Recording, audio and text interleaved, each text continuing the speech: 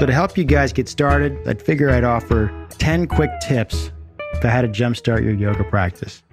So number one, and this is the most important one, you got to invest in your own mat. If you're someone who assumes they can borrow their wife's mat or their girlfriend's mat or your neighbor's mat or your roommate's mat, if you've been doing that, you got to buy your own mat. It's 60 to probably $90 to get a good quality mat, maybe more like 70 to 90. And Jade Yoga makes a great mat. The Harmony mat's just a classic. The Manduka Pro is a little thicker. That's another mat that I think is great. And maybe I'll do something down the road that talks about the different types of mats out there. And if you're a traveler, if you're someone who wants more grip and less slip, there's all kinds of mats. There's a lot of cheap ones too. Don't buy the cheap ones. Anyhow, number one, invest in a yoga mat. Number two, buy some yoga props. Go to yogaoutlet.com and buy a pair of foam yoga blocks, the 4-inch ones. And you're going to use these things for years. There's so many different ways to learn how to use a yoga block to support your body, whether you have an injury or you just want to focus on a particular part of your body. You can use a block to isolate a hip or a knee. They can give you more length depending on what pose you're working on. But just absolutely great thing to have is a pair of foam yoga blocks. They make cork yoga blocks and they make wooden yoga blocks. And I really wouldn't recommend those unless you really know why you're getting those and why you'd use them. So that's number two, buy some yoga props.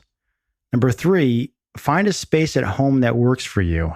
I think if you have a regular yoga practice and you know what you're doing, you're not necessarily beholden to a laptop or a television that has to lead you through a class.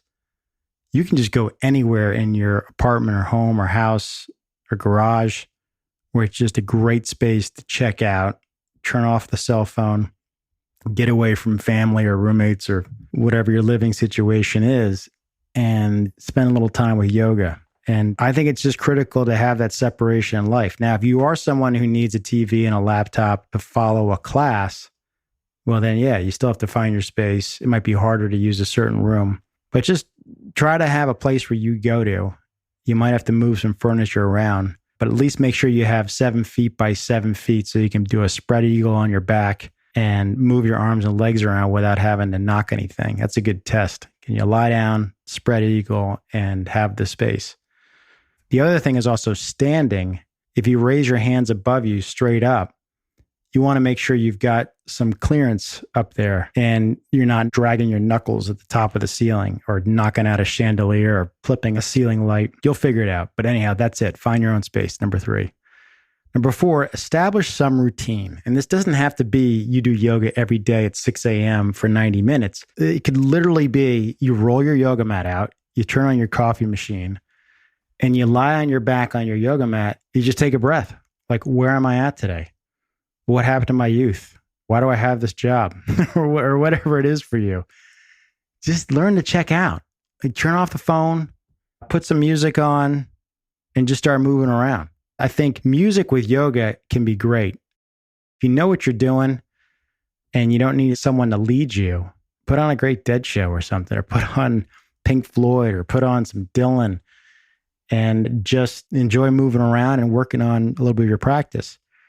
The bottom line is you have to start some kind of habit or routine. And it could be once a week, it could be twice a week, but always try to do something in the morning, because if you don't do it in the morning, your chances are you're never going to get to it. And so just start some routine and start building on it and try to be as consistent as you can. That's number four. Number five, and I really love this one, no expectations or hard goals. You just want to think intentional increments. There's no measuring yourself. Like, you don't have your iWatch counting your steps with yoga. You should definitely not have that. But no SMART goals. So much of our work now in our daily job, day to day, these SMART goals. Like, you got to measure your week and you got to hit your numbers for the month and then the quarter and then the year. We got enough of that. So when it comes to yoga, you don't need to be specific, measurable, achievable, relevant, time-bound goals. Just let the practice take you there. Some days you're going to be on the money and just cranking. Other days you're going to be like, you know what? My knee's kind of bugging me. It's not feeling great. And so what? You came to do 60 minutes and you end up doing 34 minutes. Well, at least you did 34, right? So just think intentional increments, and over time, your body's going to take you where you need to go. That's number 5. Number 6, explore what is online. There's a ton of stuff online. I do believe going to a yoga studio is the best way to really get your yoga practice started. But in COVID, being displaced, the fact that we have all these great apps on our smart televisions now. So explore what's online. Yoga with Adrienne on YouTube is great. It's free yoga. She's been doing this for, I think, 6 or 7 years, maybe more. And she's got a ton of stuff. And you can just Google anything on YouTube, just sun salutations, beginner sequence, beginner's class, poses and how to do certain poses and preparations for poses, whatever you need. There's also subscription apps. Peloton's got a whole bunch of different exercise stuff, including yoga. There's some yoga-specific subscription apps called Glow and Alo. But Yoga with Adrienne is a great place to start. If there was one place I'd recommend, I would say check that out. That's number 6. Number 7, start with sun salutations. I mean, I would say at the most rudimentary, just get on the mat and start moving around a little bit, side to side. Bring your knee up to your chest, bring your other knee up to your chest, breathe, check in, do a little core, toe taps, whatever. And you can flip over on your belly and kind of do a little child's pose and that kind of thing. But sun salutations is really the first step to doing a yoga practice. And you start at the top of your mat, standing. You raise your arms up, inhale, and you exhale, you forward fold, and you can bend your knees. And then you inhale, come up halfway, and then you exhale, forward fold, and then inhale, come all the way up again, and then arms by your side. Like that is a half salutation. There's more you can add to that. You can add down dog and up dog and plank. But that's the start. And I think you need to get into that motion, that groove. It's probably going to feel insignificant, boring, and not much like a workout in the beginning. But over time, you will realize that that movement, especially when you are coordinating your inhale and exhale, your breath, actually gets you fired up and going for the day, right? So start with sun salutations, number 7. Number 8, practice non-judgment. Just like mindfulness and meditation, you want to let go of those thoughts that you have and just acknowledge them and then let them go.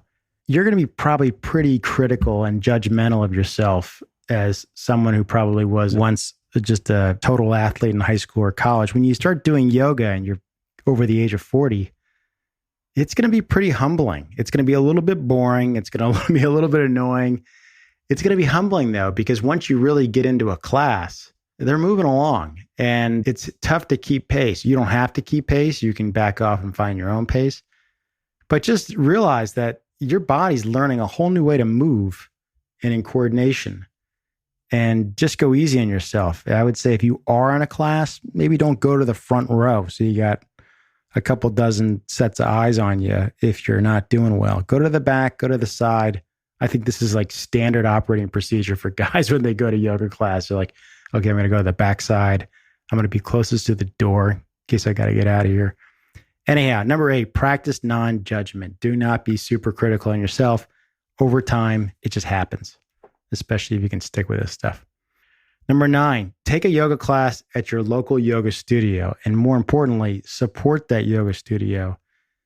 So no question, it is better to be in a yoga studio taking a class with an instructor surrounded by people. That's my honest opinion and feeling, is that all the home practice stuff is great. There's a lot of resources, but nothing replaces the real thing. And there's something about being with others in the room. Some folks have a more advanced practice, and it's great to watch them and see how they move in and out of poses. Others are struggling as much as you are, if not more. And you just learn a lot about where you're at in your practice, and you get exposed to other sequences and routines. And like I said, you got to support the yoga studio. These studios don't make much money. They make most of their money off the teacher trainings, which I'm sure most guys aren't even considering. But the studio needs your support. And those instructors, especially the ones who don't have any equity or ownership in the studio, they don't make much money at all. They might have numerous other gigs. They might have a corporate job as well that really pays their bills, or a couple different side jobs. So you'll learn faster and you'll be supporting an important member of the community. That's number 9. Number 10, and this is the most important one after buying your own yoga mat, is fall in love with the process and not the results you're hoping for. It is a practice and there's no score. Just enjoy where it's taking you. Enjoy learning about what your body can and can't do. And over time, your body can do more. There's some stuff that you may never be able to do, but you're going to find it pretty empowering and you're going to find you really enjoy it. So just like pitching chip shots on the green or improving your snapshot in hockey or your left hand lacrosse or your backhand in tennis or whatever it is that you enjoy doing, backcasting and fishing. I mean, yeah, you want to hit a better shot or you want to cast a better cast, but if you didn't enjoy the process of learning how to do it, chances are you don't really enjoy it. And I think this one, if you can learn to enjoy the process of yoga, it's going to be helping you out big time. And it's going to help you enjoy all of those things I just rattled off in a great way. So that's it. Fall in love with the process. 10 tips to get you started. They're pretty light. I hope they were helpful. And thanks for listening.